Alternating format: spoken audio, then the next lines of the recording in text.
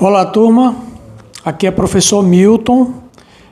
Nós estamos na disciplina de Gestão de Equipe de Alta Performance, na especialização de Empreendedorismo e Inovação do Instituto Federal do Piauí, do IFP, certo? Essa é a nossa quarta aula e na nossa quarta aula nós vamos ter uma entrevista com Luciana Tsukada, né, que trabalha aqui na Invest Piauí, e vamos conversar um pouquinho com ela sobre equipe, né?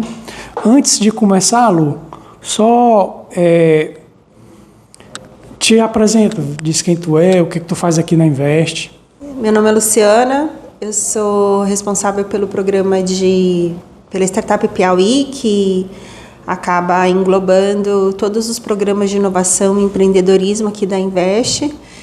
A Startup Piauí está vinculada, na verdade, ao Piauí Instituto de Tecnologia, que por sua vez, atua tanto como faculdade, como no desenvolvimento de projetos de pesquisa e desenvolvimento e inovação e empreendedorismo, como eu acabei de falar.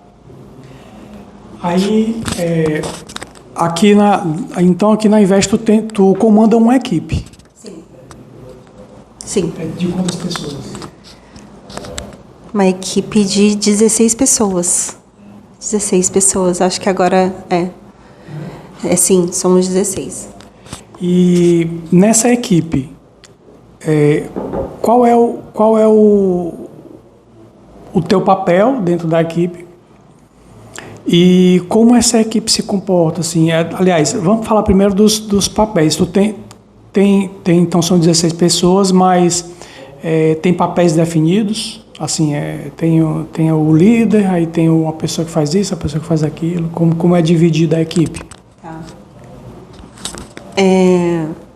Eu posso dizer que a gente trabalha muito como se fosse uma startup.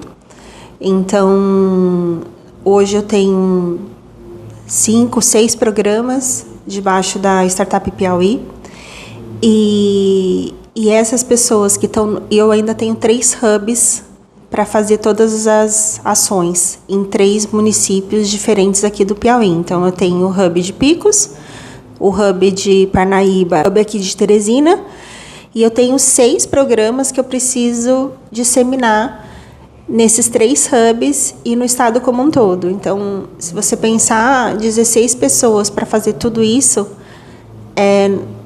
são poucas pessoas para executar tudo que a gente precisa executar. Então, no final das contas, eu preciso ter uma equipe multidisciplinar que eu não posso dizer que tem papéis muito definidos, mas tem escopos de atuação mais bem definidos. Então, eu tenho uma parte de comunicação, que é muito importante. Então, tem toda a parte de comunicação, produção de conteúdo, produção de materiais, que é extremamente importante para que os programas rodem, tanto para a gente conseguir comunicar com o público sobre o que a gente faz, como para que a gente consiga executar de fato e dar os materiais para as pessoas que participam do nosso programa conseguirem acompanhar minimamente o que a gente faz. E daí tem uma outra parte que é a de acompanhamento de todo mundo que participa do programa. Então, daí é quando entram, de fato, as mentorias e entra toda a metodologia para a execução desses programas. E tem uma outra parte que é de desenho e de acompanhamento do time. E daí é quando eu tenho um time um pouquinho mais... Quer dizer, um pouquinho não, eu tenho um time bem mais sênior para realmente executar todas essas atividades, dar suporte para o time e, ao mesmo tempo, treinar esse time, capacitar esse time para que todos consigam dar conta das suas funções e papéis. Esse time sênior, quem são? Esse time sênior hoje sou eu, o Eigler e o Simão. Então, eu estou responsável por tudo. Basicamente, eu fico responsável desde a parte institucional da Startup Piauí. Então, qualquer novo projeto que entra, qualquer empresa que qualquer empresa que venha de fora e que precise de mais assessoria ou qualquer parceiro, normalmente passa por mim. E daí eu sou responsável por tomar as decisões do que vai ser executado e como vai ser executado. É lógico que depois de já ter passado pelo crivo do presidente do PIT, do presidente da Invest, quando vem para mim, eu já venho dentro dessa tomada de decisão de como que a gente vai executar de fato, se é possível, se não é possível e o que a gente precisa para poder tocar tudo isso. Daí eu conto com o Simão e com o Eigler para me ajudarem no desenho e na execução de todos os programas. Basicamente são eles que ficam com todo o resto do time para ir treinando, capacitando todo mundo e tocando a gestão dos programas e dos hubs. Vocês começaram com esse trabalho há quanto tempo já? A gente começou em 2023, em agosto de 2023. Na verdade, a gente começou bem diferente do que a gente está hoje.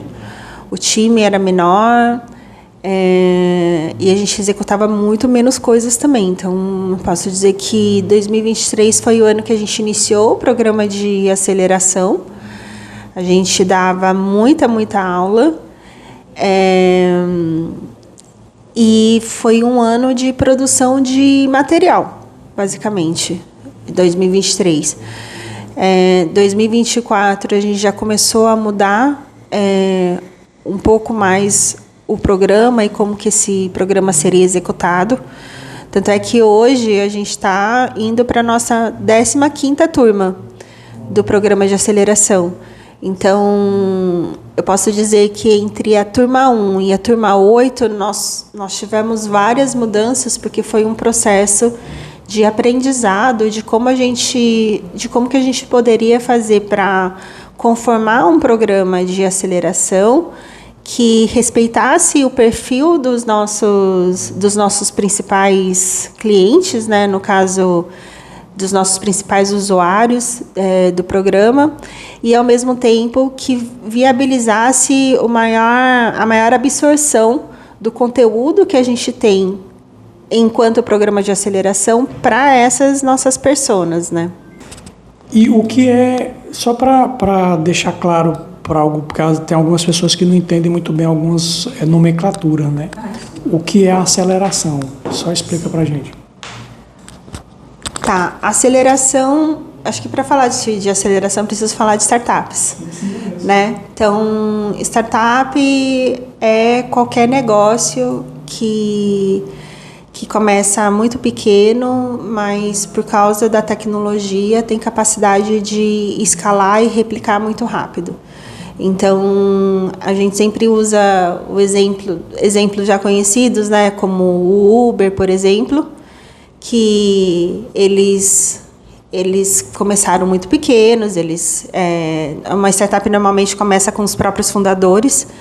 Então, o que eles fizeram foi desenvolver um código que gerou um aplicativo que hoje qualquer pessoa em qualquer lugar do mundo só precisa baixar o aplicativo, inserir as suas informações pessoais, o seu número de cartão de crédito e, por outro lado, qualquer pessoa que queira dirigir um Uber se cadastra também como motorista e depois qualquer um já pode começar a utilizar. Então, o Uber funciona dessa forma no Brasil, nos Estados Unidos, em qualquer país da Europa, etc. Então, isso significa que ele tem um modelo que é repetível, ou seja, ele é igual em todos os países do mundo onde existe Uber, e ele é escalável, porque qualquer pessoa pode fazer o download desse aplicativo e começar a usar, seja como motorista ou seja como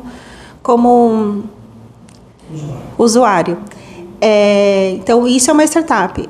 A aceleração de startups é basicamente, vou falar que são boas práticas, na verdade. São boas práticas que a gente ensina para as pessoas que querem desenvolver uma startup. Então, o que tem de diferente num processo de aceleração e num processo de incubação? Processo de incubação aqui, principalmente aqui no Brasil, normalmente está muito voltado para o desenvolvimento de uma solução tecnológica. Então, os pesquisadores ou os estudantes ou os empreendedores, eles são selecionados por uma incubadora e eles permanecem lá por um tempo com um auxílio dessa incubadora, que normalmente está vinculada a uma instituição de ensino, para dar suporte no desenvolvimento de uma tecnologia. A aceleração, você precisa ter a tecnologia de fato para você começar a transformar o teu negócio numa empresa. Mas o que a gente ensina é que primeiro você precisa saber quem que é o teu cliente, para depois você realmente começar a focar no desenvolvimento de uma solução para aquele cliente que você identificou. E tudo começa de você resolver um problema que seja relevante para a sociedade. Então, a partir do momento que você tem um problema que é relevante, as pessoas elas estão dispostas a pagar para que você resolva esse problema para elas. Então, você descobre o problema, a partir do problema você entende qual que é o perfil das pessoas que têm esse problema, daí você consegue entender qual que é a urgência, qual que é o perfil, porque normalmente quando você pensa num problema, você tem várias pessoas com diferentes perfis que sofrem o mesmo problema, né? Então se o problema é matar a sede, todo mundo morre de sede. Então, se você perguntar, mas qual que é o meu mercado? Meu mercado são atletas, meu mercado são estudantes, meu mercado são professores, são profissionais da saúde, assim, todo mundo morre de sede. Então, a questão é você identificar qual desse perfil que tem mais necessidade de tomar água, por exemplo, e que estaria disposto a pagar mais por isso, para que você resolva o problema desse perfil específico, desse nicho específico. Então, a gente trabalha muito nisso, de entender primeiro qual que é o nicho que faz mais sentido para você começar, porque se você tentar começar com todo mundo, você vai acabar não atendendo ninguém. E depois que você encontra esse nicho, o que você precisa fazer realmente para desenvolver esse nicho de mercado e começar a faturar. Então, dei uma volta aqui para explicar que a aceleração de negócios não passa de boas práticas, na verdade. A gente já acompanhou muita startup fazendo isso, tem muita teoria sobre como fazer tudo isso. Tem gente que fala que não tem receita de bolo e não tem mesmo, porque a gente está lidando com pessoas e nunca existe uma receita de bolo para falar com pessoas ou lidar com pessoas, de fato. Mas o que existem são boas práticas de como acelerar esse processo de desenvolvimento de negócio. Eu já ia perguntar isso, se existia uma receita, mas não tem uma receita para você aplicar. Você tem tipo um protocolo, não é isso? Um passo a passo. E aí você tem, como tu disse, tem pessoas, então pessoas são diferentes, existe toda uma... E tem um mercado que também fica mudando a todo instante, e aí você tem Então você tem dois fatores aí que são bem modificáveis, assim.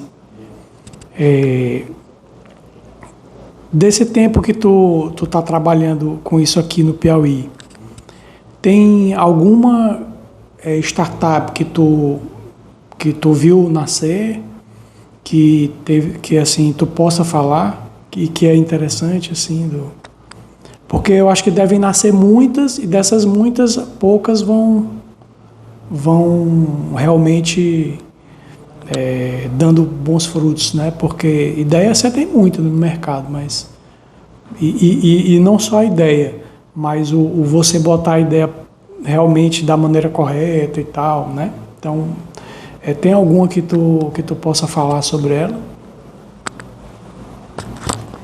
Eu acho que tem várias, na verdade, que conseguiram sair, partir de uma ideia e começar a se desenvolver, assim. Mas uma que chamou muito a minha atenção, que inclusive eles foram selecionados para ir para o Web Summit no ano passado, foi a Data Mediar. Eu achei incrível o que eles fizeram, assim, porque eles conseguiram encontrar um problema que eles fazem, basicamente o que eles fazem é mediação de conflitos, né? Então, por exemplo, eles olharam para as imobiliárias e eles viram que tem muitos processos que as imobiliárias têm que não são resolvidos. Então, tanto do lado do locatário como do lado dos proprietários. Eles identificaram que era uma questão de mediação, de ter pessoas que realmente, de entender todos os processos, de entender todos os processos inerentes a esses contratos que não estavam resolvidos dentro das imobiliárias. Então, o que eles fizeram foi o mapeamento desses processos e como eles são advogados, né? Então, eles conseguiram definir processos muito mais eficientes para conseguir resolver esse conflito. Então, a mesma coisa que eles fizeram com imobiliárias, eles conseguem fazer com outros mercados, mas imobiliária foi um nicho de mercado que é altamente escalável, porque esse não é um problema no Brasil. Isso não é um problema no Piauí, isso é um problema no mundo.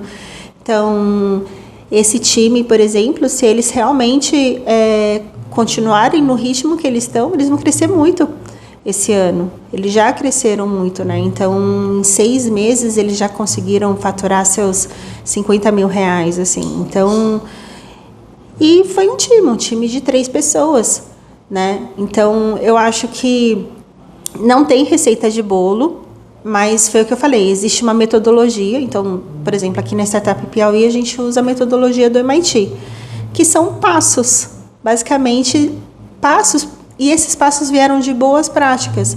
Então, o que a gente fala? Não pense em desenvolver uma solução sem antes você entender o teu mercado, senão você vai perder tempo com isso.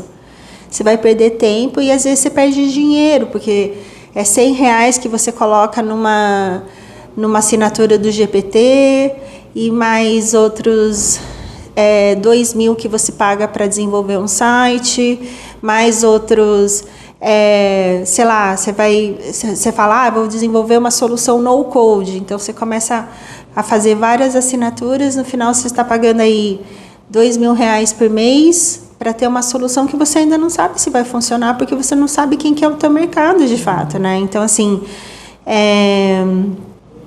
e os meninos, de uma forma intuitiva, eu acho que eles fizeram todo esse processo, assim, porque eles entendiam muito do mercado deles.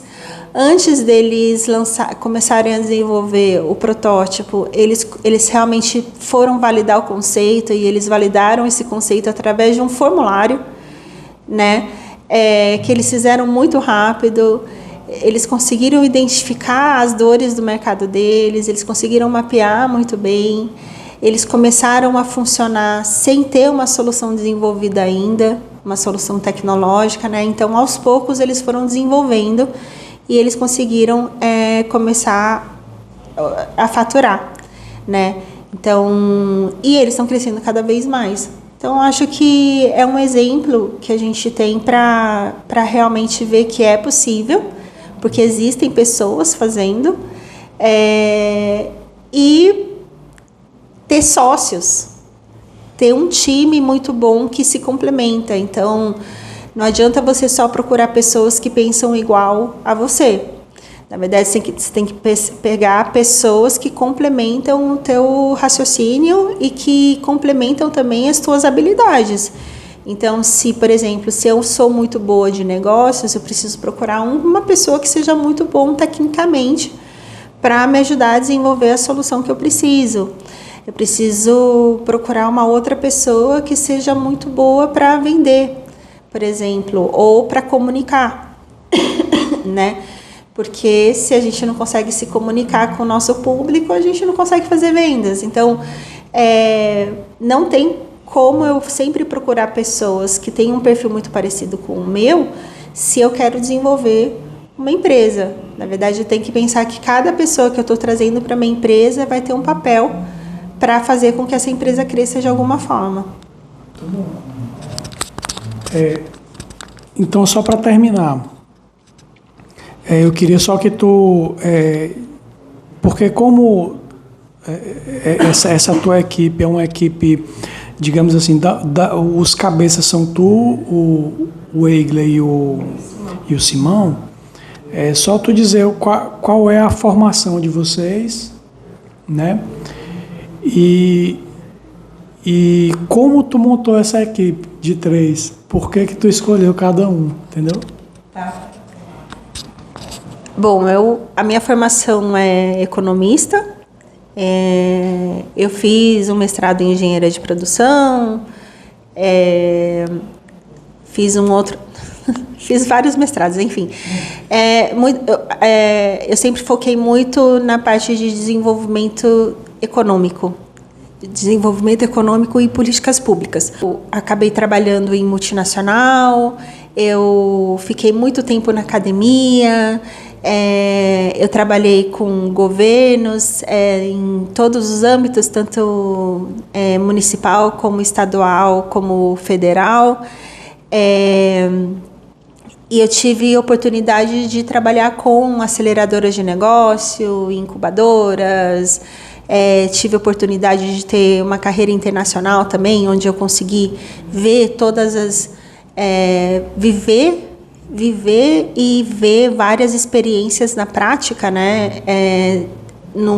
Nesse quesito de desenvolvimento de negócios. Então, desde programas de educação voltados para o empreendedorismo, como ter trabalhado num fundo de investimento, investido em startups e ajudado essas startups que já faturavam aí seus milhões a crescer ainda mais em outro mercado, né, em outro país. Então, eu sou muito generalista e eu sou muito focada em desenho e análise de impacto, né? Então, quando eu estava montando o meu time, eu precisava de uma pessoa que fosse mais prática, que fosse mais executiva, que tivesse um olhar mais voltado para vendas. Então, esse cara foi o Eigler, porque eu já tinha trabalhado com ele antes, né, em Brasília, e a gente se complementava muito nesse sentido, porque enquanto eu pensava em toda a estrutura dos programas e ficava pensando em todos os impactos que esse programa ia gerar, em todos os stakeholders que tinham que estar envolvidos, ele entrava com uma parte muito prática de, ok, você quer fazer tudo isso, mas não vai dar certo se você não fizer isso, isso, isso. Então meio que o Eigler, ele tem esse papel de realmente ajudar as nossas startups a realizar vendas, porque ele entende muito disso, ele entende muito de comercial. E, por outro lado, eu precisava trazer uma outra pessoa que soubesse comunicar muito bem o que a gente faz para a população, porque, no final das contas, o Startup Piauí é um programa, é uma iniciativa pública, é uma política pública, né? Então, como é que a gente... Não adianta eu fazer muito e trabalhar muito e não conseguir comunicar isso para o público. Não conseguir fazer com que as pessoas saibam que esses programas existem. Então, eu precisava ter uma pessoa que soubesse comunicar isso muito bem. Daí entra o Simão, porque ele se formou nisso. Toda a carreira do Simão está pautada na comunicação de programas. E o que nós três temos em comum é que nós três trabalhamos com políticas públicas, nós entendemos muito bem o que faz sentido para um território enquanto política pública, Mas, por outro lado, a gente acabou se especializando de formas distintas dentro desse mesmo âmbito. Então, enquanto eu estou na parte mais de estruturação e planejamento, eu tenho um outro cara que está muito mais na parte de comercial, para que realmente a gente consiga ter esses resultados que a gente precisa. E eu tenho um outro cara que está na parte de comunicação, para que as pessoas realmente saibam o que a gente faz e possam usufruir do que a gente faz. Beleza. Era mais ou menos isso que eu queria mesmo. Estamos aqui, foi ótima essa nossa entrevista. Espero que a turma também tenha gostado. E se quiser falar mais alguma coisa, só para terminar, ou não? Eu acho, eu sempre falo isso, assim, que eu acho que pessoas falam com pessoas. Então, eu nunca trago ninguém para o meu time para trabalhar comigo se o propósito dessa pessoa não está alinhado com o que a gente faz.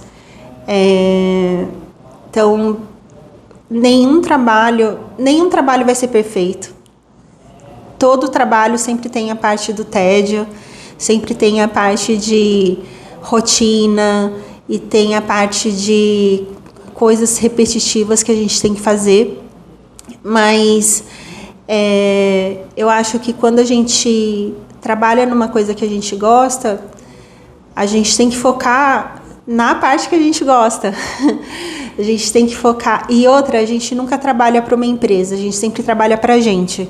Isso eu sempre falo para o meu time, que quando a gente assume um cargo, a gente assume uma responsabilidade, no final das contas, a gente não pode trabalhar para a empresa. Quando a gente começa a trabalhar para o lugar que nos contratou, de fato, a gente começa a perder o propósito disso. Na verdade, o foco maior, eu acho, é sempre a gente entender o que a gente está aprendendo com tudo que a gente está executando, porque o que você faz no teu trabalho atual e o que você aprende nesse teu trabalho atual, ele sempre pode ser utilizado para toda a tua carreira depois. Então, é um conhecimento que só você está adquirindo. E é teu e de mais ninguém, assim, sabe? Então, assim, conhecimento é uma coisa que a gente nunca vai deixar de ter e nunca vai deixar de acumular.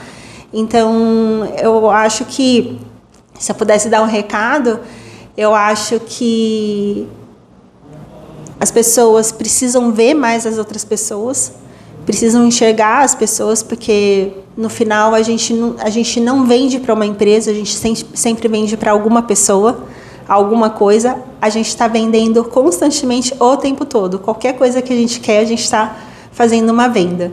Então, e quando a gente está dentro desse processo, a gente precisa entender que esse conhecimento que a gente vai adquirindo em todos os trabalhos que a gente executa, eles sempre vão acumulando e vão elevando cada vez mais a experiência e a tua capacidade de se colocar dentro do mercado de trabalho. Então, eu acho que passar por um processo de aceleração é importante, porque você é obrigado a ver várias partes de uma empresa que você nunca teria conhecimento se você não começasse a tentar. Eu acho que é importante também adquirir essa experiência, porque a gente não imagina a capacidade que nós mesmos temos de executar tanta coisa ao mesmo tempo, porque desenvolver uma startup é isso, é você se colocar em várias situações que você não conhece e ser obrigado a aprender muito rápido tudo que você nunca pensou que você poderia fazer. E o outro ponto também é que você tem que sempre trazer muita eficiência para não perder tempo desnecessário e para também não abandonar o barco antes, não desistir, né?